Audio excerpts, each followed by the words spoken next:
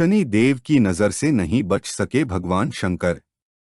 शनिदेव से संबंधित एक पौराणिक कथा के अनुसार एक समय शनि देव भगवान शंकर के धाम हिमालय पहुंचे।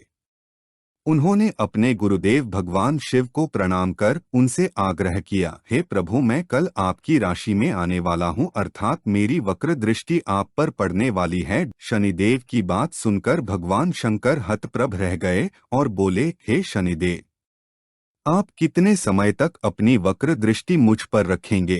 शनिदेव बोले, हे नाथ, कल सवा प्रहर के लिए आप पर मेरी वक्र दृष्टि रहेगी। शनिदेव की बात सुनकर भगवान शंकर चिंतित हो गए और शनि की वक्र दृष्टि से बचने के लिए उपाय सोचने लगे।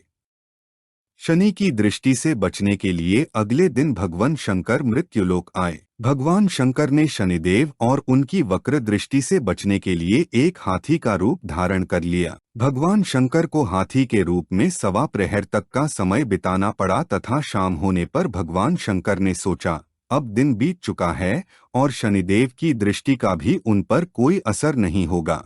इसके उपरांत भगवान शंकर पुनः कैलाश पर्वत लौट आए। भगवान शंकर प्रसन्न मुद्रा में जैसे ही कैलाश पर्वत पर पहुंचे, उन्होंने शनिदेव को उनका इंतजार करते पाया। भगवान शंकर को देखकर शनिदेव ने हाथ जोड़कर प्रणाम किया। भगवान शंकर मुस्कुराकर शनिदेव से बोले, आपकी दृष्टि का मुझ पर कोई असर नहीं हुआ। यह सुनकर शनिदेव मुस्कुराए और बोले, मेरी दृष्टि से न तो देव बच सकते हैं और न ही दानव, यहाँ तक कि आप भी मेरी दृष्टि से बच नहीं पाए। यह सुनकर भगवान शंकर आश्चर्यचकित रह गए। शनि देव ने कहा, मेरी ही दृष्टि के कारण आपको सवा प्रहर के लिए देव योनि को छोड़कर पशु योनि में जाना पड़ा। इस प्रकार मेरी वक्र दृष्टि आप पर पड़ गई और आप इसके पात्र बन गए। शनि देव की न्यायप्रियता देखकर भगवान शंकर प्रसन्न हो गए और शनि देव को हृदय से लगा लिया।